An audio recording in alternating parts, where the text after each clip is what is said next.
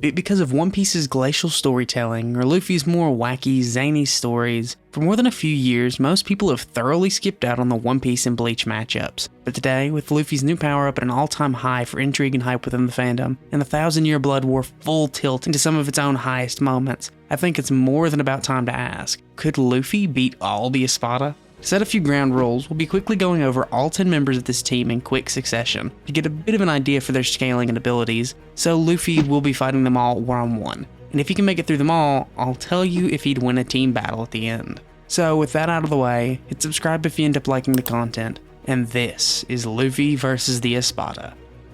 To start, we'll get the basic scale of Luffy out of the way like we do in every video comparing this guy's insane power to someone else. So for AP, Luffy is capable of squaring off with the Emperors of the Sea like Kaido and Big Mom, who are in the same earth-shattering tier of power as Whitebeard and Blackbeard, and yes, I mean that literally.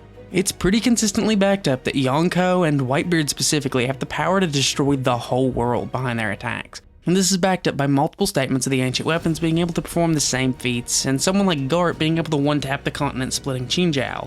Between all this, and things like the Emperors being able to split the skies, and Luffy himself even causing volcanic eruptions with his Bajrang Gun's impact, you can see how consistent this level of power is for One Piece. As for what meta I value more, I personally believe that Gear 5 Luffy is around multi-continental in AP, because the Fever cards indicate that Whitebeard's world-destroying power statements are somewhat hyperbolic, and refer more so to his ability to ravish the world with storms and disasters.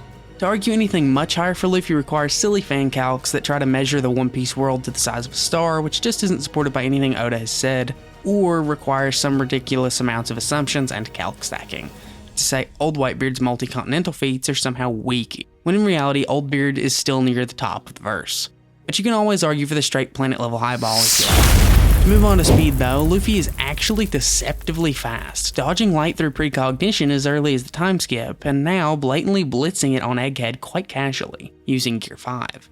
In terms of physical movement speed, Luffy is likely only a few times FTL, but the tricky part is adding in that future sight to the mix, which not only gives Luffy Sage Mode-esque precognition and perception amps, but also gives him the ability to predict the actual future. So while Luffy can already likely run faster than light, his future sight allows him to evade attacks much faster than what he would ordinarily be capable of. And to explain his abilities very simply, Luffy's advanced Ryuo Haki and Colors of the Conqueror's coding allow him the ability to project his spiritual energy out of his body as an attack. These attacks can bypass flesh and armor to allow for damage directly to the organs, whereas his Gear 5th form allows him control over imagination. For Bleach fans, imagine mini diet watered down grimy powers. Luffy isn't quite a master over this form yet, as of now only using it to apply his rubbery attribute to other people, as well as the environment, but he has already begun to show slight aptitude towards creation abilities like making flames or sunglasses, and he's even shown the ability to restore himself by telling his heart to keep beating. For anyone who hasn't read or watched One Piece yet, this is definitely a good baseline, so where does he stack up? Well, as I said, being reasonable, Luffy scales to FTL and multi-continental, so let's see what Espada can actually challenge that. For their common powers and abilities, these guys don't really share much, but they do all have the mutual trait of being able to spam Zero, which are light beams, being able to fly, and having a Roncar biology, which is basically just an armored soul human, since they still seem to need organs and other humanly things to survive. Knowing this though, simply enough, I think we can automatically rule out Aaroniero, Crans, Zommari, Grimmjow, and Nnoitra as threats to Luffy in a one-on-one, although you'll have to let me explain why. So for Aaroniero and Grans, they have the simple problem of being way too weak in stats, because of their ranks as 2 or more below Espada number 6, Grimmjow, which should likely make them potentially as much as an order of magnitude weaker, as the difference between Espada's number 4 and 6 was also at least a 10 times cap in base. And for Zommari, he fights Byakuya, who is portrayed as slightly above Soul Society Ichigo, which would also be about a 5 to 10 times inferiority to Grimmjow. And that's all to ignore that their hacks would be pretty ineffective, as Luffy's future sight hard counters Zommari's speed and tags, as well as his endurance feats providing stats more than capable to survive the internal damage that can be done by Grans. But for stats here, especially for Grimmjow and Nnoitra, this deserves a bit of explanation, I think. And like I just said, it seems all 10 Espada, while not sharing much in common, do have one shared feat, and that is that they have no trouble blowing up Las Noches with their Gran Ceros, even in base, which has been calced from the size of a city to the size of Texas. and everywhere else in between. So even if we hype up the Espada to their absolute limit from that point, there's nothing really consistent about the bottom 3 being relevant to even regular captains with just their regular old country level highballed AP, with the one losing to Rukia and the other 2 being no diffed by captains. Unlike Espada's 4 through 0, these guys definitely are not portrayed to be captain level.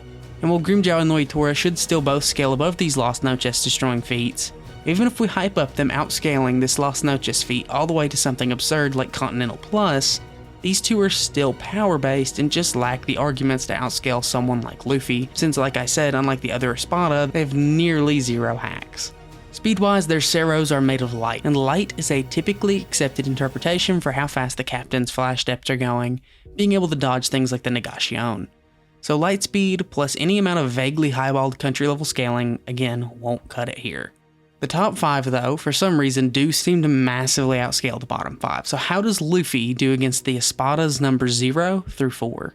Well, this obviously depends on how you scale them, of course, but these 5 are constantly hyped up as being able to generate country-destroying power just through their transformations. However, their real higher scaling comes from Ulquiorra versus Vasto Lord Ichigo, where Espada number 4 uses his second Resurrection, a power-up that increases all your stats by 5 to 10 times on top of a previous 5 to 10 times amplifier.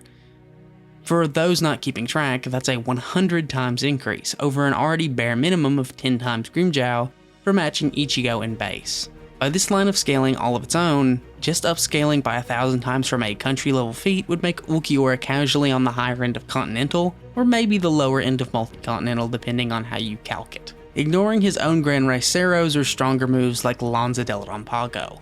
And I actually do find this to be a somewhat fair and reasonable interpretation for 2 main reasons. The first is Ichigo himself, who is able to, with a pretty significant deal of ease, match and defeat Ulquiorra with his Vasto Lorde form. And this is also in his half Shihakusho variant of the mode, which only outputs half of its potential Reiatsu. This is significant because in the Bleach Hellverse film, Ichigo has 2 planet level statements where he claims his hollow could threaten the whole world, and where he performs a feat that Soul Society melting Bankai Yamamoto thought to be impossible. While this movie isn't strictly canon, it's a decent indication that multi-continental levels of power to potentially even planet level is too much for the Espada. The second reason, however, comes from Sosuke Aizen, in which the Espada follow him for the sole purpose of his power. Aizen could undoubtedly solo the Espada, which they themselves back up many times in the series, yet pre-Hogyoku Aizen is actively against the idea of battling Old Man Yama, who could generate flames hot enough to destroy a parallel realm to Earth called the Soul Society. Yama thinks that he could already beat Aizen with just his Shikai, so it's fair to assume that base Aizen is below the planet melting flames passively. And all of this is to say that no matter how you interpret this group, it's quite consistent that planet level feats are far out of their grasp, with even high-ranking captains like Ukitake proving that just using Shikai is potentially enough to match the number 1 ranked Espada, to maybe even argue them lower. For my final thoughts though, in terms of scaling, I hope I've made it clear why Luffy is consistently multi-continental, by feats of continental destruction and statements, but it's less so accurate for the Espada, where their top tiers are constantly losing to characters who are vaguely in that lowballed multi-continental to highballed planet level range, such as an early Aizen and the Vasto Lorde.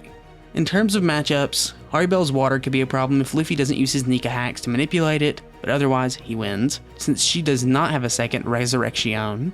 Espada number 0 is portrayed as strong but slow and not too bright, so I think Luffy could handle him with Conqueror's coating damage decently well, due to its effectiveness on slow, big targets, and also because of his poor performance against 2 captains in Byakuya and Kenpachi, which just leaves the top 3.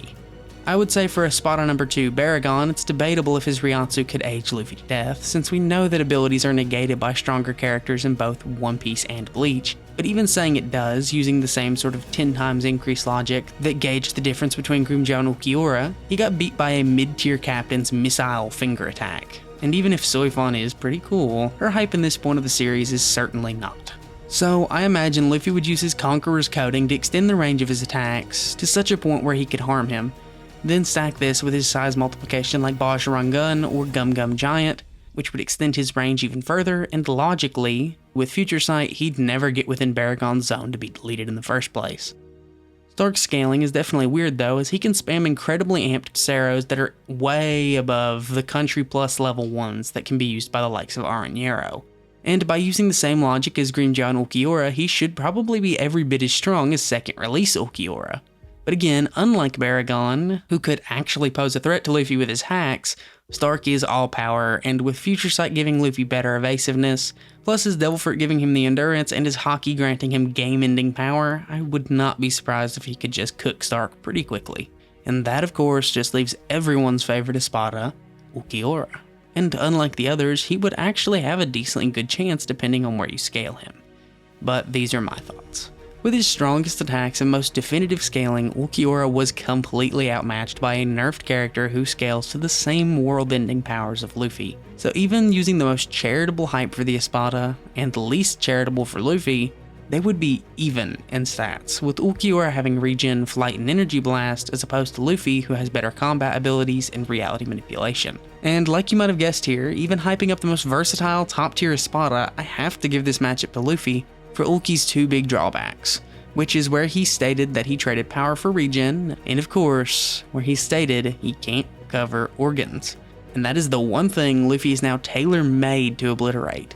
So I think Joy Boy is unfortunately giving Ulqui the Ichigo treatment all over again. With all that in mind, it's basically as simple as this. Luffy has multi-continental scaling on the definitive end with planetary highballs, whereas the Espada are more so mountain to island level definitive scales, with even their most overhyped interpretations still not coming close to the fully planet level or multi-continental scales, no matter how you shake it, as their strongest reps still handily lose to characters in this weight class. But like I promised, if Luffy had to take on all of them at once, the Espada just kinda hate each other, so short of all four of the top tiers ganging up on him all at once, or a generous highball for all of them, the Espada likely just get quickly picked off and turned into the funniest episode of emo Looney Tunes ever. And if you disagree though with any of my thoughts in this video, hey, I'm a reasonable guy, so just get this video to 4,000 likes, and then maybe we can have a rematch featuring the Stern Ritter. And I might even throw in the Quincy King in there if you really just want to see an execution for poor Luffy. I hope you enjoyed this though, and that's all for today. Thanks, everyone.